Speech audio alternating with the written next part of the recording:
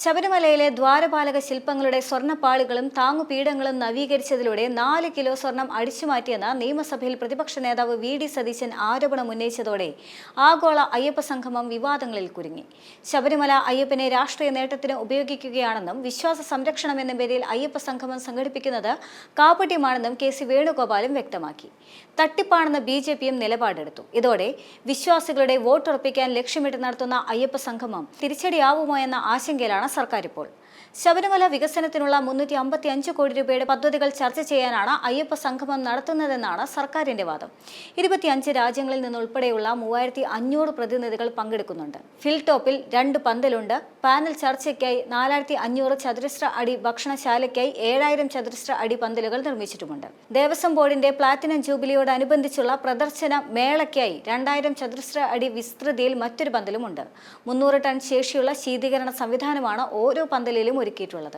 Pamba hill top parking ഗ്രൗണ്ടിൽ നിന്ന് ഗണപതി കോവിലിലേക്ക് സുരക്ഷാ പാലം, സന്നിധാനത്ത് പുതിയ പ്രസാദ മണ്ഡപം, തന്ത്രി മേൽശാന്തി മഠങ്ങൾ ഉൾപ്പെടെയുള്ള തിരുമുറ്റ വികസനം, പിൽഗ്രിം അമ്യൂണിറ്റി സെന്റർ, നിലയ്ക്കൽ അടിസ്ഥാന താവളത്തിൽ സുരക്ഷാ ഇടനാഴി, റോഡുകളെ പരസ്പരം ബന്ധിപ്പിക്കുന്ന പാലങ്ങൾ ഉൾപ്പെടെ വികസന പദ്ധതികൾക്ക് പണം കണ്ടെത്തുകയാണ് സർക്കാരിന്റെ ലക്ഷ്യം. തിരുവനന്തപുരം എഞ്ചിനീയറിംഗ് കോളേജ് തയ്യാറാക്കിയ പദ്ധതിയാണ് നടപ്പാക്കുക. എന്നാൽ ശബരിമല വികസനത്തിനായി നടത്തുന്ന അയ്യപ്പ സംഗമത്തിന് തൊട്ടു മുൻപ് 4 കിലോ സ്വർണം കാണാതായത് സർക്കാരിനെ പ്രതിരോധത്തിലാക്കുകയാണ്. ശബരിമല സ്പെഷ്യൽ കമ്മീഷണറെ അറിയിക്കാതെയാണ് സ്വർണ്ണപ്പാളി ചൈനയിലേക്ക് കൊണ്ടുപോയത്.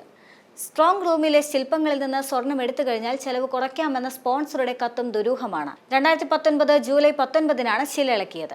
മഹസറിൽ തൂക്കം 25.400 കിലോയാണ്. സ്വർണം പൂശിയത് മറച്ചുവെച്ച് ചെമ്പുപാളികൾ എന്നെഴുതി.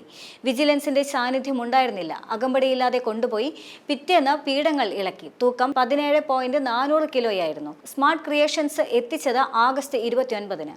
രേഖപ്പെടുത്തിയ തൂക്കം 38.258 കിലോയും ഏതാനും മില്ലിഗ്രാമും മാത്രം. സ്വർണം പൂശിയ ശേഷം 38.653 കിലോ എന്ന സ്ഥാപനത്തിന്റെ രേഖകളിൽ രേഖപ്പെടുത്തി. 394 ഗ്രാം മാത്രമാണ്. 40 വർഷം വാറന്റിക്ക് ചതുരശ്ര അടിക്ക് 8 ഗ്രാം വീതം 800 ഗ്രാമിലധികം സ്വർണം പൂശേണ്ടതുണ്ട്. ഇതിന്റെ പകുതിയിൽ താഴെയാണ് ഉപയോഗിച്ചത്. എന്നാൽ ആഗോള അയ്യപ്പ സംഗമം നടത്താൻ ഹൈക്കോടതിയും സുപ്രീം കോടതിയും അനുമതി നൽകിയത് സർക്കാരിന് ആശ്വാസമാണ്. ഹൈക്കോടതിയുടെ ഉപാധികൾ പാലിക്കണം. മറിച്ച് എന്തെങ്കിലും ഉണ്ടായിക്കഴിഞ്ഞാൽ ഉത്തരവാദിത്വം ദേവസ്വം ബോർഡിനാണ്. ഇടപെടാൻ ഹൈക്കോടതിക്ക് കഴിയുകയും ചെയ്യും. സ്വർണം കാണാതായത് സംബന്ധിച്ച ആരോപണങ്ങൾ നിയമസഭയിൽ അടിയന്തര പ്രമേയ നോട്ടീസായി എത്തിയെങ്കിലും സ്പീക്കർ അനുവദിച്ചിരുന്നില്ല. ഹൈക്കോടതിയുടെ പരിഗണനയിലുള്ള വിഷയമാണെന്ന് ചൂണ്ടിക്കാട്ടിയായിരുന്നു ഇത്. പിന്നാലെ പ്രതിപക്ഷം നിയമസഭയിൽ നിന്ന് വാക്കൌട്ട് നടത്തി. കോടതിയുടെ പരിഗണനയിലുള്ള നിരവധി വിഷയങ്ങൾ നിയമസഭയിൽ അടിയന്തര പ്രമേയമായി അവതരിപ്പിക്കാൻ അനുവദിച്ച കീഴ്വഴക്കമുണ്ടെന്ന് സതീശൻ ചൂണ്ടിക്കാണിക്കുകയും ചെയ്തു. അയ്യപ്പന്റെ സ്വർണം കാണാതായത് ഭക്തരെയും വിശ്വാസികളെയും വിഷമത്തിലാക്കിയ വിഷയമാണ്. വിജിലൻസ് അന്വേഷിച്ച് റിപ്പോർട്ട് നൽകാനായി ഹൈക്കോടതി ഉത്തരവിട്ടിരിക്കുകയുമാണ്. അതീവ ഗൗരവത്തോടെയാണ് വിഷയത്തെ കാണേണ്ടതെന്ന് സതീശൻ പറഞ്ഞു. 3 ആഴ്ചയ്ക്കകം അന്വേഷണ റിപ്പോർട്ട് സമർപ്പിക്കാൻ ഹൈക്കോടതി നിർദ്ദേശിച്ച വിഷയമായതിനാലാണ് പരിഗണിക്കാൻ കഴിയാത്തതെന്ന് മന്ത്രി എം.ബി. രാജേഷും പറഞ്ഞു. ആഗോള അയ്യപ്പ സംഗമം അട്ടിമറിക്കാൻ ശ്രമിച്ചത് പരാജയപ്പെട്ടതിനാലുള്ള കൊതിക്കുറവാണ് പ്രതിപക്ഷത്തിന്. അതിനാലാണ് കോടതിയിലിരിക്കുന്ന വിഷയം മനഃപൂർവ്വം കൊണ്ടുവന്ന് ബഹളമുണ്ടാക്കുന്നതെന്നും മന്ത്രി പറഞ്ഞു. 2019-ലെ പ്രശ്നമാണിതെന്നും അയ്യപ്പ സംഗമത്തിന് മങ്ങലേൽപ്പിക്കാനാണ് പ്രതിപക്ഷം ശ്രമിക്കുന്നതെന്നും മന്ത്രി വി.എൻ. വാസവനും പറഞ്ഞു.